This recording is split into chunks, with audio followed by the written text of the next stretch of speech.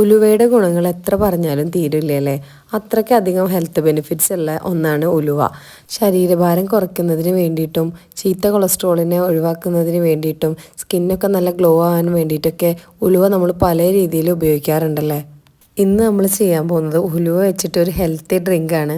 5-6 മണിക്കൂർ കുതിർത്ത് വെച്ച ഉലുവ ഒരു പ്രഷർ കുക്കറിലിട്ടിട്ട് ഒരു 6 വിസിലടിച്ചിട്ട് ചൂടാറാൻ വേണ്ടി മാറ്റി വയ്ക്കുക. ഉലുവ നല്ല മഷി പോലെ വേവണം കേട്ടോ, എങ്കിലേ അത് പിഴിഞ്ഞാൽ നമുക്ക് അതിൻ്റെ ജ്യൂസ് നന്നായിട്ട് കിട്ടുള്ളൂ. ഉലുവ ചൂടാറുമ്പോഴേക്കും നമുക്ക് ശർക്കര ഉരുക്കാൻ വേണ്ടിയിട്ട് വെക്കാം. നമുക്കിവിടെ മധുരം കുറവ് മതി, അതുകൊണ്ടാണ് 2 അച്ച് ശർക്കര എടുത്തിട്ടുള്ളത്. നിങ്ങൾക്ക് മധുരം കൂടുതൽ വേണമെന്നുണ്ടെങ്കിൽ ശർക്കരയുടെ എണ്ണം കൂട്ടിയെടുക്കുക. ചൂടാറിയിട്ടുള്ള ഉലുവ ഇതുപോലെ കൈ വെച്ച് പിഴിഞ്ഞിട്ട് അതിലൊരു 90% ഉലുവ നമുക്ക് മാറ്റി വെക്കാം. കുറച്ച് ഉലുവ അതിൽ തന്നെ കിടന്നോട്ടെ, എങ്കിലേ നമുക്ക് കഴിക്കുമ്പോൾ കടിക്കാനായിട്ട് കുറച്ച് കിട്ടുള്ളൂ, എന്നെങ്കിൽ അതിനൊരു ടേസ്റ്റ് ഉണ്ടാവുള്ളൂ. ഈ ഉലുവ മിക്സ് നമ്മൾ നേരത്തെ തന്നെ തയ്യാറാക്കി വെച്ചിട്ടുള്ള തേങ്ങാപ്പാലിലേക്ക് ഒഴിച്ചു കൊടുക്കുക. ഞാനിവിടെ ഒരു തേങ്ങയുടെ പാലാണ് എടുത്തിട്ടുള്ളത്.